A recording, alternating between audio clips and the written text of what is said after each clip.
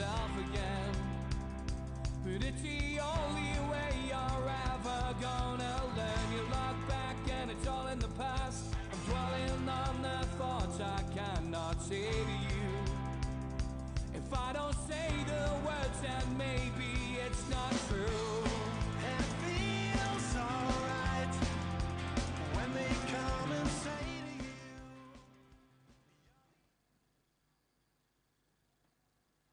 Good evening, welcome to NUFC Matters. My name's Steve Wraith. I'm Malcolm MacDonald. And I'm John Gibson.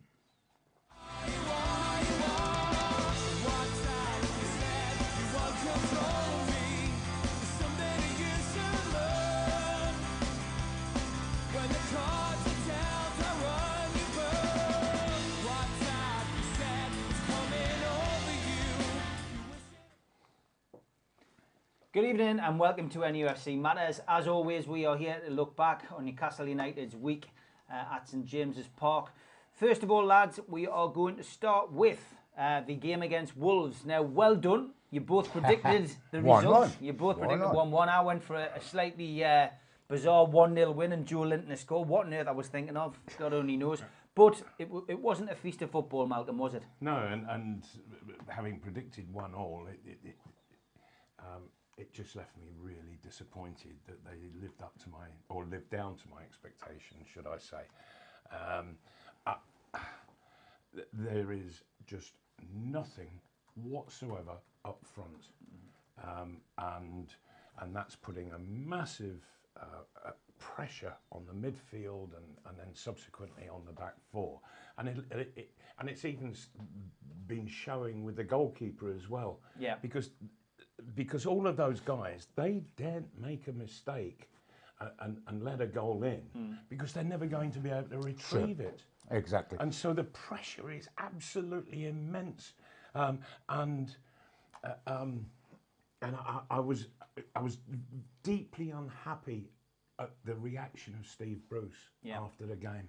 Deeply unhappy in the way that he criticised Dubravka, and yet the forwards haven't had a kick. They were invisible.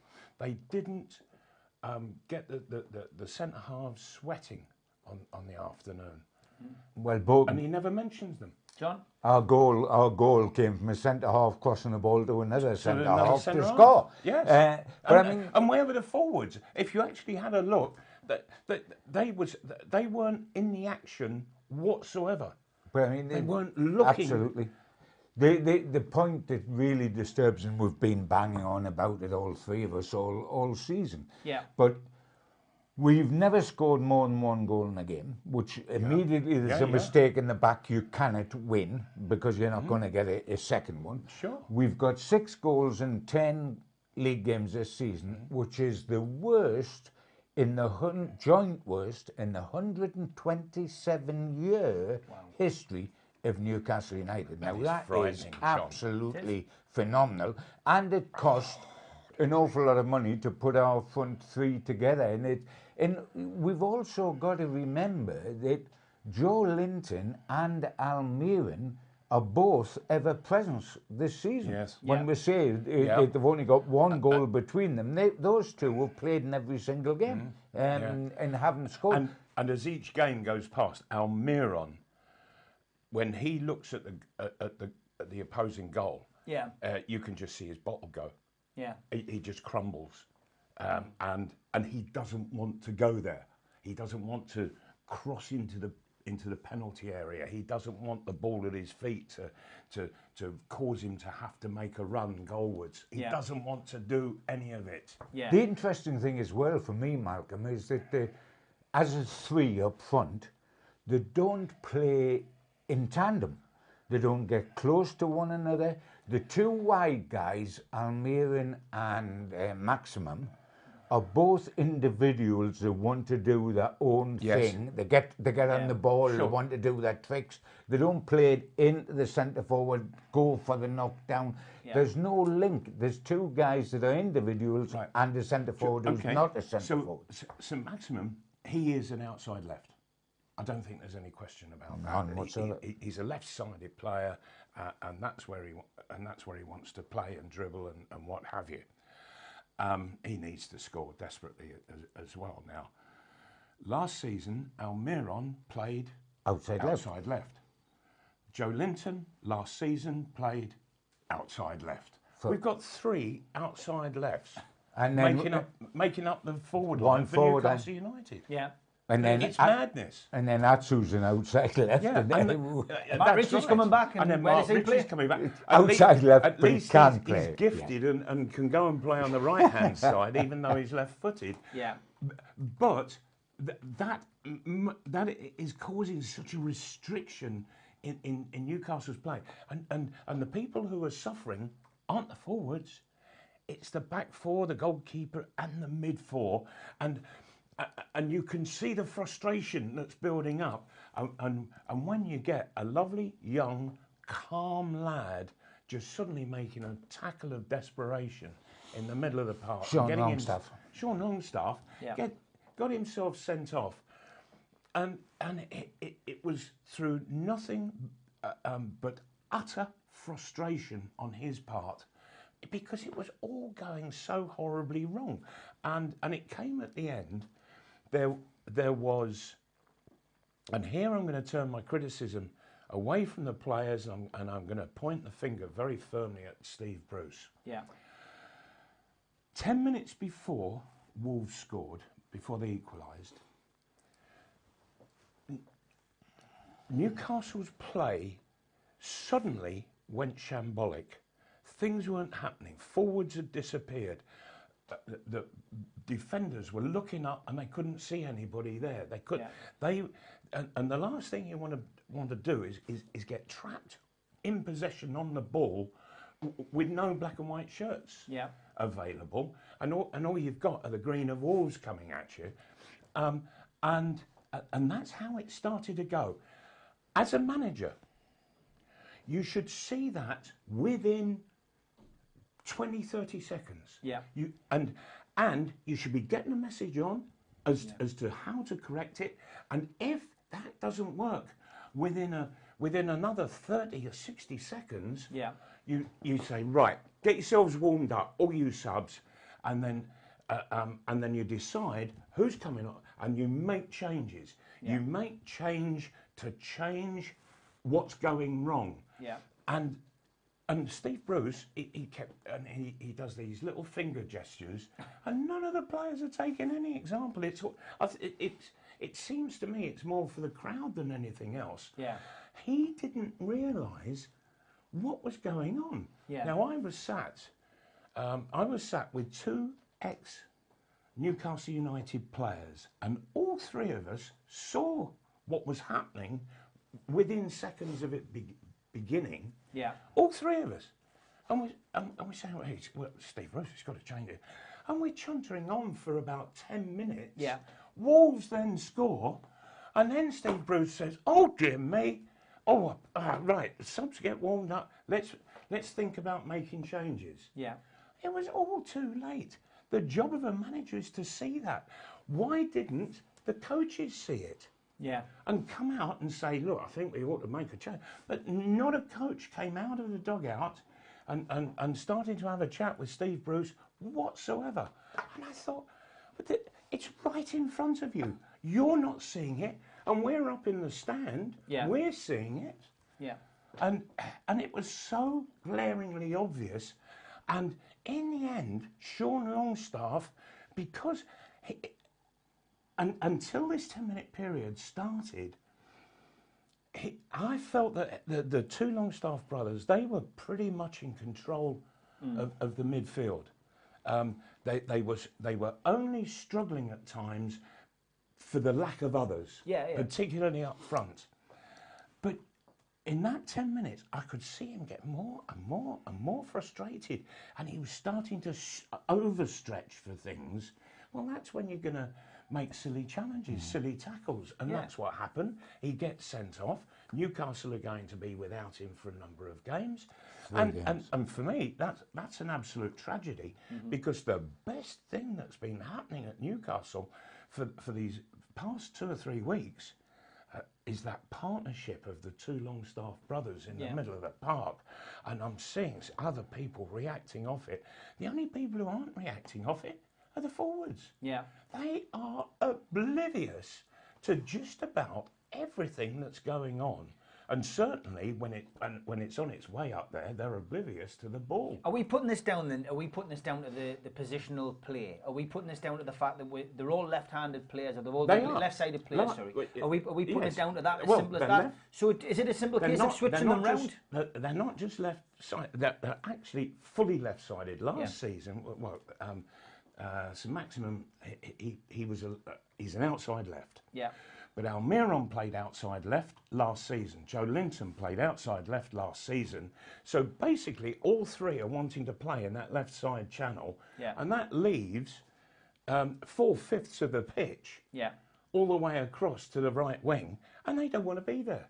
They just don't want to go there. Yeah. And so I think the whole thing is so utterly confused. And you look at the midfield, and they are confused by it all. Yeah. Because they're just wanting to knock the ball into people's runs. Yeah. And the runs aren't there. They're not happening. How many times did Joe Linton control the ball with his back getting into the centre half? Not once. How many times did he get his head to the ball? Not once. Well, if you've got a big centre forward there who he's 6'3" and playing like he's 5'3". Yeah.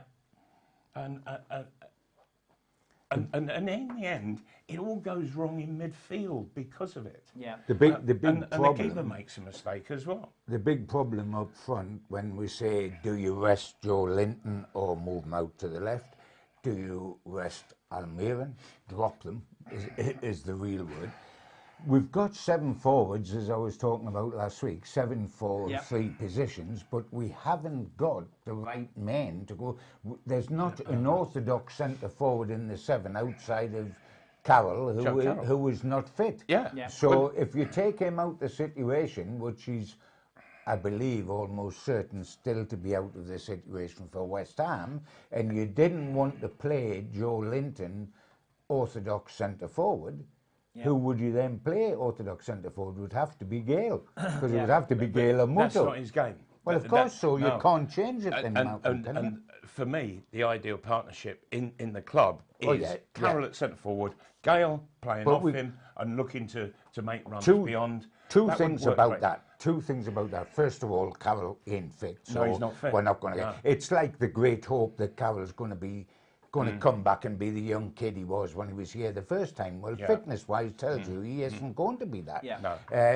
And to get the best, Gale, Carroll's not fit at all. Gale played 7 minutes a couple of games back as a sub, and he come on in the 89th minute, or was it the 90th minute, just to play the injury time against Wolves.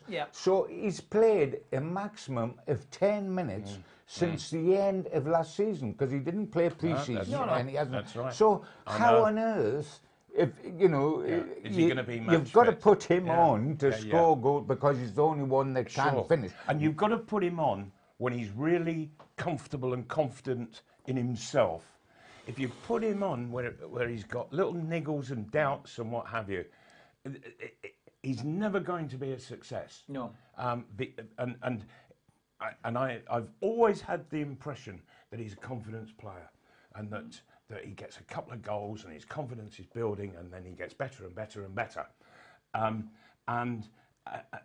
But he needs somebody with him who can help him to build that confidence, somebody who can just get little flick-ons and knock it into the space for him to use his pace and get beyond the back line.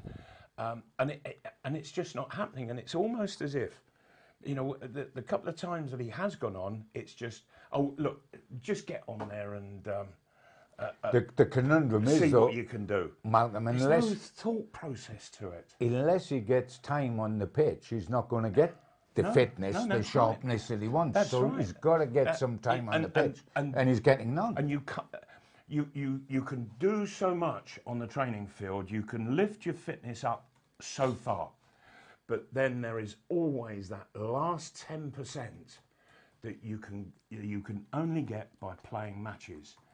And so if they want to get the best out of Dwight Gale, they've got to start playing him. But he doesn't want to play with Joe Linton. I don't think he really wants to play with Almiron, that's for sure. At the moment, he's got to play with Joe Linton because there isn't anybody else. Yeah. I know, but it's not a good partnership. In fact, I'm not so sure that Joe Linton has got the ability to make a good partnership. Yeah. I think he's completely out of position. Why did they spend 40 million on him? Oh, If they John, did. Well, that's if all the bits and bobs are paid, he would become a 40 million pound player. Yeah, I don't know, because and even Rafa, he made it publicly known that he just wasn't worth even half of that.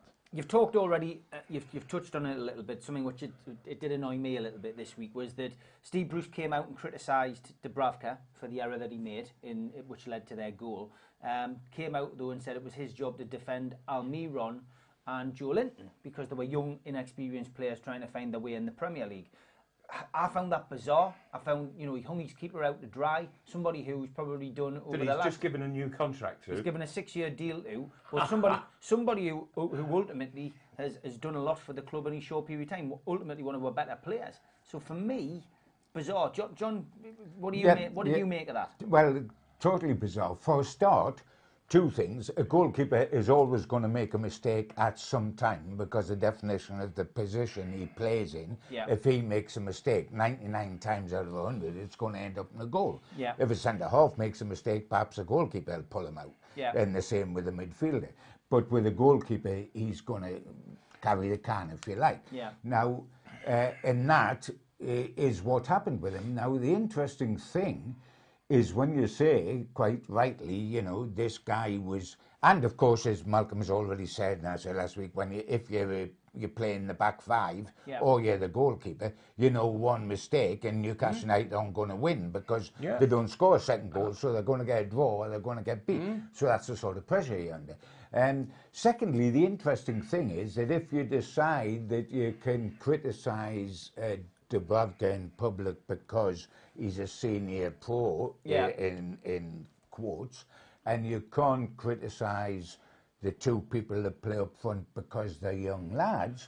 Let me add that they're young lads who are both the record signings of Newcastle United. Yes. Almiron at 21 million was the record signing until Joe Linton come along at 40 million. Yeah. So are you telling me that they're inexperienced and we've got to wrap them up in cotton wool when they stand today the most expensive two players in Newcastle's history, but they must be protected?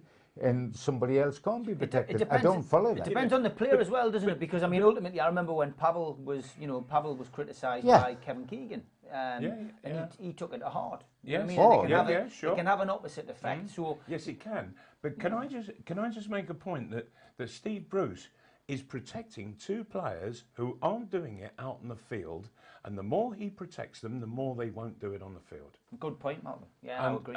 And so that seriously concerns me. When I was 19, younger than both Almiron and Joe Linton, the manager walked into the dressing room and said, "You are going to score 30 goals this season, otherwise you can come and see me at the end of the season, and I will really let you know what I think of you." And the following season, because I'd finished one short of that, I'd only got 29. The following season, at the beginning of the season, he says, "Right, 30 goals this season," and there were less games because we were promoted into the second division. And he said, "And don't forget, you owe me one from last season." How many does Joe Linton owe us? How many does Almiron owe us? No, it's a good point. From the games that they've been playing, Almiron from last season, and it's a desperate, Malcolm, though, if we were looking to try to not commit suicide and be at all positive about Newcastle, because the situation can't change body-wise until January, because we can't get anybody else in. We either sink or swim till January with the squad we've got. The difficulty is that having assembled the squad we have, and it cost £102 million to put the 7 that play up front together, and an 8th man, where Jacob Murphy's played so badly for us that he's out on loan at the moment, but you had another 12 million for him. So there's been a huge effort to try to get forwards that score goals that just hasn't worked. And by the way, Jacob Murphy is yet another outside left. But wait a minute, what do we do about the attack?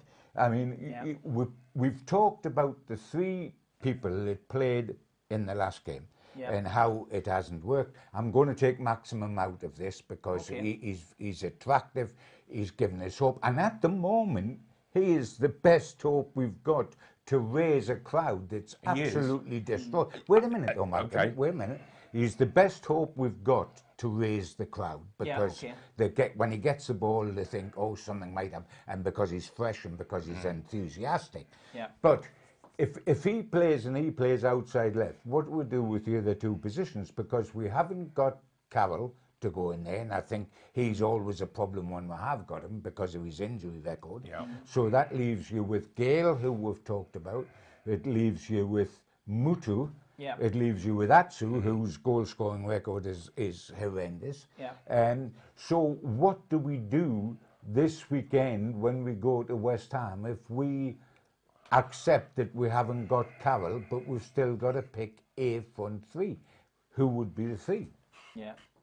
And that's a problem facing. I'm not trying to defend Steve Bruce anything, but I'm saying park Brucey over there and just talk about what we can do with the squad of players we've got. And I think one of the obvious answers is that we must, even with a chronic lack of time on the pitch and an obvious situation where Gale could never last 90 minutes because of that chronic lack of time on the pitch, we've got to give him a throw. A, because he's the only one likely to score, and B, because we've got the 3 up front with 1 goal between them. So what do? You play Maximum, you play Gale, and you play one other, which has got to probably be Joe Linton. What you might finish up with is because of the problems with them that have been in the team so far. You replace one of them with Gale, and Gale is in a completely unsuitable situation because he hasn't got a big man. But there isn't a perfect answer, Malcolm. I know, but then we know that his confidence just suddenly plummets. But there isn't a perfect answer. So if you don't play him, do you play Mutu or do you play? James McFeely's asking here. Would you? He's asking both of you. Would you play Carroll and Gale on Saturday against West Ham if they're both fit? Carroll was fit, yes. Yes, that's the ideal partnership without any shadow of a doubt. Gale looked a bit chunky when he came on, to be honest. And I think also. By the way, if we did play them together, neither of them would make half time because of the lack of match fitness. But I'm sure that Carroll would love to go down there and play. Well, of course it's his old club. Well, of course he would. Of course, one of his old clubs. But also, if he were there attacking the far post, what a thing for St Maximin to just say, right, I'm going to get some crosses in. But at the moment, when he goes, when he looks, there's nobody in the box. Yeah. Well, this is St Maxim, of course, who's on that list on Match of the Day 2, which anybody saw at the graphic. Yeah, 10 games, Joe Linton, Almira and St Maximum. 1 goal between them and no assists. No, I mean, if we got Andy Carroll, is Andy Carroll going to get the ball? Because we're dire at corners, we're dire at free kicks, and we're dire at crossing the ball. Steve, the best thing that happens, if you play for Newcastle United at the moment in the forward position, the best thing that happens to you, best thing that happens to you is that you don't play.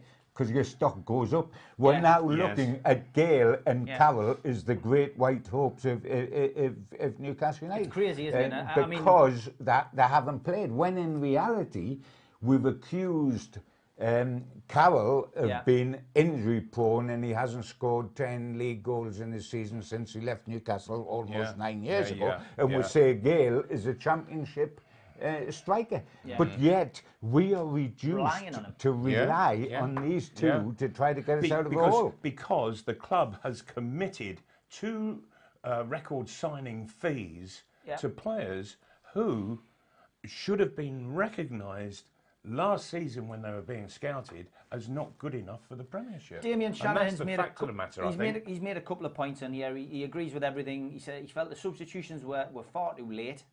Ridiculously especially so. changing the forwards. Yeah. You know, I suppose the sending off Yeah. probably changed part of that, but bringing people on with 5 minutes to go is neither here There nor was there. Gale on with just injury time to go when you're looking for a goal to win the match and you're looking for him to get some crucial time on the pitch was ludicrous. Yeah, work on his fitness as much as anything. Mark Corby suggests that me, you, and Gibbo play on Saturday against. Well, jointly we'll have as many shots on goal as the three they will. I tell you what, we'll give it a good go. It's a good shout. I mean, I'd settle for half the money, Mark.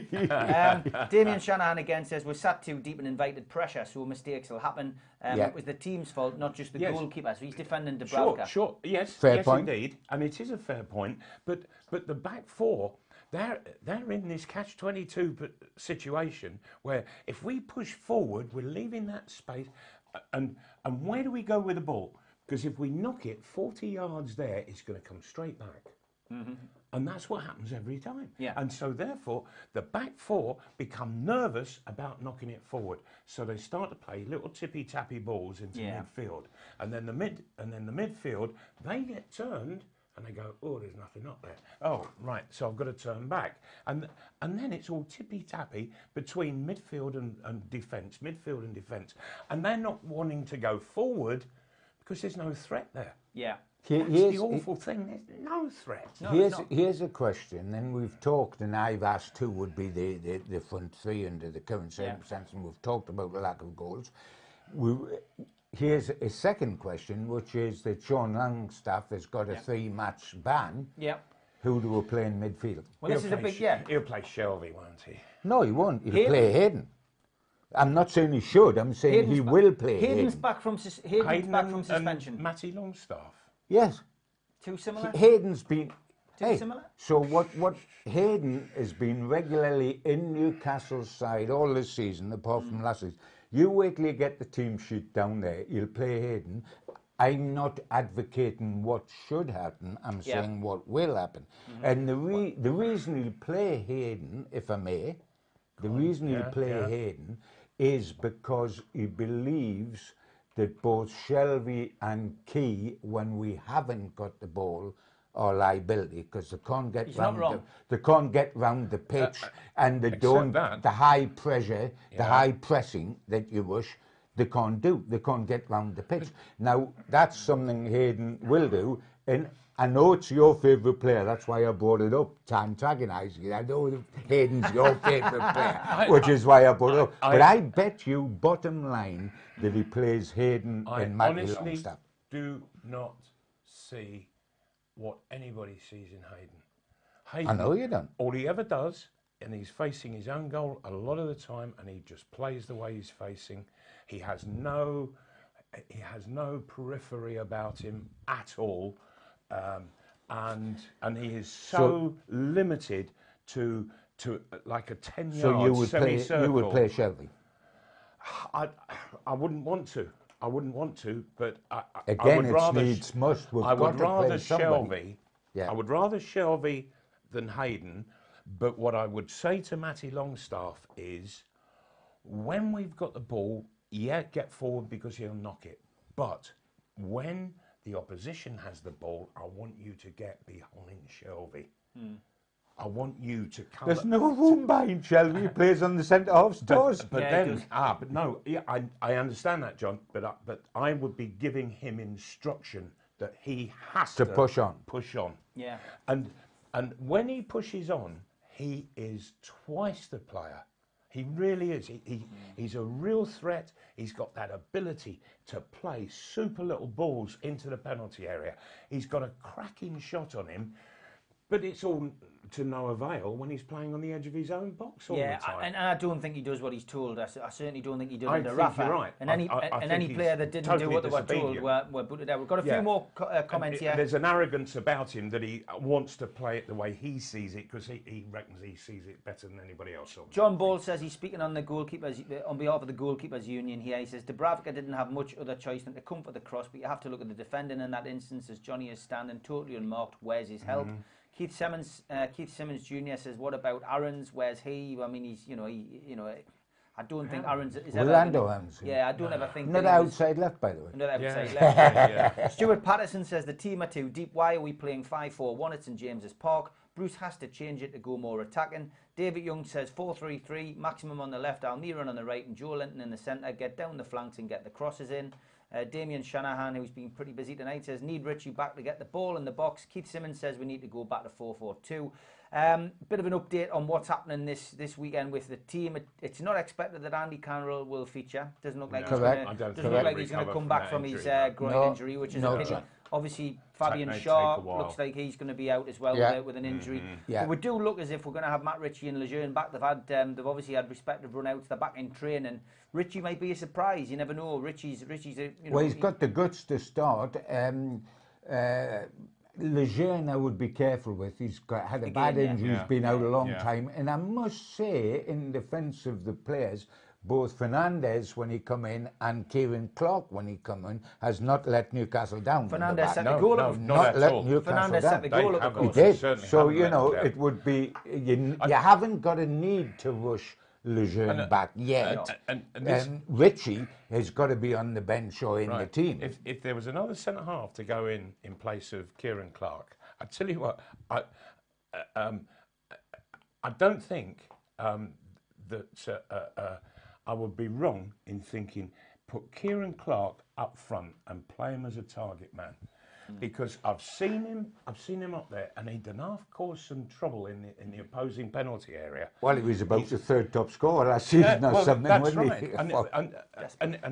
And he battles and fights and scraps with people, and he just gets his body to the ball, and he's got no thought whether he's going to get hurt or not. It doesn't matter to him. The ball is the most important thing, And I think that we could do an awful lot worse than just play him up front with Dwight Gale. If Andy Carroll isn't fit, with Dwight Gale and let Dwight Gale just go running off him and just use Kieran Clark as a target man. Because at the moment, the major problem is the back four have got nowhere to go with a ball when they've got it. The midfield have got nowhere to go forward because they're seeing nothing. Nothing at all in front of them. Interesting thing about picking a front three, which is what we've been talking immediately when Carroll isn't available, etc., etc., is that we're thinking you've got to have somebody of a physical presence to play up front, which is the natural thought. That has been Joe Linton. Can it be Kieran Clark? Who would it be if Carroll isn't here? And the interesting thing, and I'm going to answer my own question, but when Newcastle first got Kevin Keegan, I'm talking about as a player, not as a manager, when he came here and they won promotion under Arthur Cox, we played with a fluid, interchanging front three and no orthodox centre forward. The three people were Beardsley, Keegan and Waddle. Now, Waddle was tall, but he never played in the centre of that. He played as a wing. Keegan, theoretically, with Beardsley in the switch. Both little guys. Now, the simple answer to that is all the three of them could play, man. So you didn't need a target man. Their movement was absolutely out of this world. And fabulous on the ball. All three individually, fabulous on the ball. And we haven't got three with that sort of ability. And they did it with an intelligence and an imagination, and they were constant with it.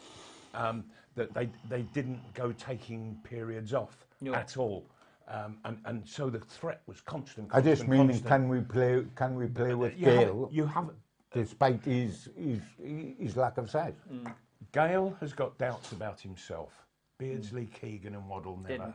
ever had a doubt in their lives. We've got to go, Mal, with what we've got to I January. understand that. We can dismiss understand every that. single That's- player up there Yeah. and not play anybody because they've all got Yeah. more minuses than pluses. One but little- we've got to have somebody. One little point before I look towards predictions for the weekend. The VAR penalty shout at the end of the game. I mean, it was something That was bizarre, wasn't it? Yeah, I mean, VAR's had a bit of a stinker this weekend, again, in different games. But what was that about? It didn't even feature on Match of the Day 2.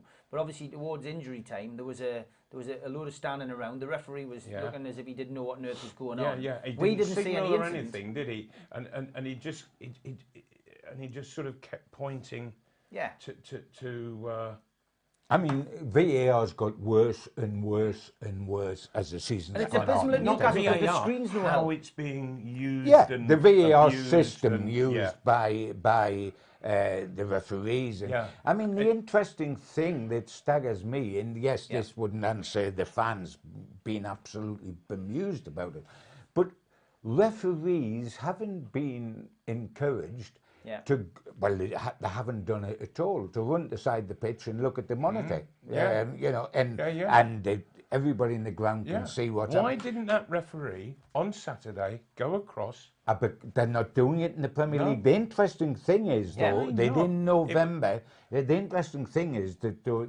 it's in the paper here, in the Times, that the Premier League chairmen are getting together and they're saying this should be used, the screen Well, it at should the be. side of the pitch. I watched the Rugby And World Cup on Saturday and there's no issues with it. they're having a meeting on November 14th, I think, to discuss and try to get brought into it the use of this screen by the side of the pitch to make decisions rather than the 10 minutes it takes upstairs and it comes back, etc., etc. And I always thought we saw that during the summer, and it worked an awful lot worked in better. Russia. But if Yes, but absolutely. But if they've got that there, and the referee goes across to look at it, why don't they connect it to the big screen? So the up fans high, can see it. So the fans can see it as the referee sees And it. get the ref mic'd up like they do in rugby. Yes, absolutely. So everybody can hear what's going on. You've got the explanation, Rugby haven't you? uses the VAR brilliantly, and the referees are that comfortable with it. They are that much in control of 15 hulking guys. But on in both fairness, sides. the rugby Total guys, control. the rugby guys don't confront the referees. No. They have respect They for the don't, referees. but it's the referees that cause that. It's not the players who hold back. That's the referees. Oh, I think it's ingrained in rugby players that you do not because- challenge the referee. Yes, because the referee would just say, "Get off." Yeah. That's what they do in rugby, but they won't do it in football. I guarantee if a referee was mic'd up, that there wouldn't be all this carry on with people surrounding refs because they wouldn't want to be showing themselves in a bad light. You might get the occasional person who has a go, but it would probably stop that. We've got to crack on. There's been a great comment here from Paul Saunders. He's took a bit of time writing this. Thoughts on Almiron? Still no goal, still no assists, and another game Still without no a shot shot. on target. Yes, he might track back and intercept the ball from time to time, and yes, he runs well with the ball, but had absolutely no end product. Also, Joe Linton is playing 90% of the time with his back to goal. He's being asked to play exactly like Rondon, but he isn't that type of player. Play him and St Maximin wide and Gale through the middle. That's Paul. Thanks for that, Paul. You've took a bit of time with that. And David Young said, refs need a microphone as well so we can hear, which is what I've just said. Yeah. Some great points from people tonight. Terrific. We've got to finish off with... thank you for that. We've got to finish off with the West Ham game, looking ahead to it. 4 games without a win for West Ham.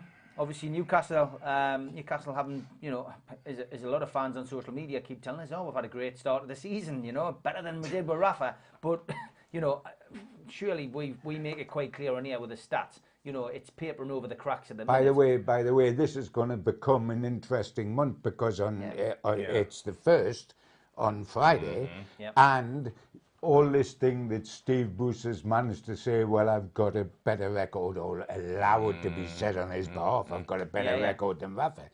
Will he be saying that come the end of November? Because Rafa, last year, got 3 wins in November. Yes. Right. Now, so the one excuse there is at the moment that, the record this season is better than last.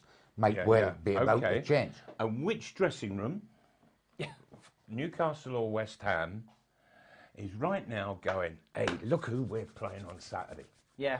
I would imagine it'll be West Ham coming up. Never. Yeah. Never. Despite the fact that West Ham are having a torrid time. We don't travel well to West Ham. There's been some horrendous performances there over the years, and it's one of those London clubs where you tend to come back with, not very much. A smack bottom. Yes, 100%. How do you see it going, lads? I don't think I ever lost at West Ham. That's the silly thing when I was playing for Newcastle. Which backs up what Mark Colby says. You need to get your boots on. But it was a great place to go. We used to thoroughly enjoy going down there. Newcastle don't score goals. We've been hammering on about that. They've never scored more than one in a match all season. Is it not times, John, for Steve Bruce to go in the dressing room and start throwing a few targets down, start knocking a few heads together. Knocking heads together, making demands of the players. You ain't scored, you've got to start. You're not getting crosses in, start now. I want to see a cross coming in from you every 7 minutes or whatever. Yeah. And I try this as a manager, and I'll tell you what, it sticks things in people's heads as to what's important in 90 minutes of football out on that football pitch, and that instead of headless chickens running around, you concentrate them onto doing what's important. Mm-hmm. And if we had Almir on one side of the pitch and he's looking to get past his man, whip a cross in, all of a sudden you might see a different Joe Linton. Yeah. But he's not getting crosses whipped in. St Maximin, the number of times where he comes inside, because he knows that if he lifts his head, there's nobody in the box. Mm-hmm. So he's got to go himself. He doesn't lift his head, mind. That's his trouble. He doesn't. That's his trouble. That's why he's 16. If he lifted his head, he would be a £30 million player. He wouldn't be 16 million. When he doesn't, John, I'll grant you that for Wonderful sure. skills, but he doesn't lift his head. But at the moment, we've got a back four that I think they're doing well, but they're under so much pressure. You can see the pressure building on them, and mistakes will happen. And the same in midfield. And for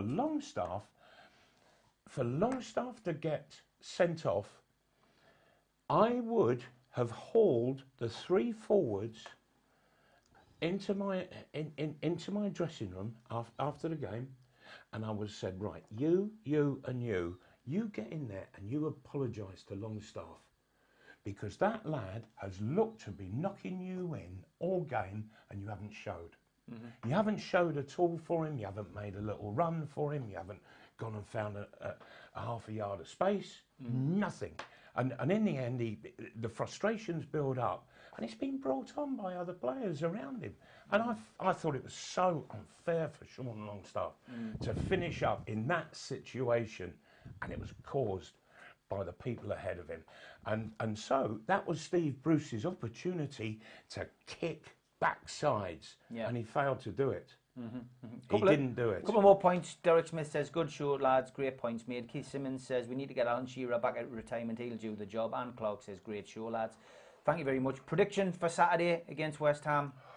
Well, I was just about to give it and didn't score-wise. Go on. 5 minutes ago. 2-0 lose. Okay.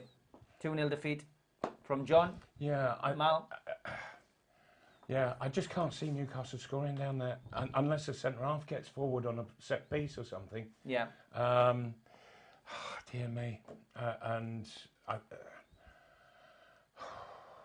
West Ham to win 1-0.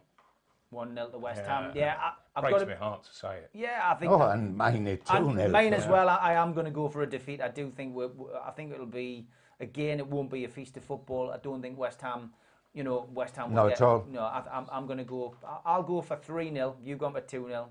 You go for 1-0. Let's see where we go with that. It's disappointing, but I think people look back over these shows. This is our 12th show, I think, this season, and I think most of the time we're predicting defeats or draws, which isn't great. Awful. Absolutely awful. But the simple thing is that we're all going to say nil. Have you noticed that? Yeah, we're all going to say nil. Yeah. When Newcastle, on the occasions that they have scored, the most important thing, having gone 1-0 up, is get your second.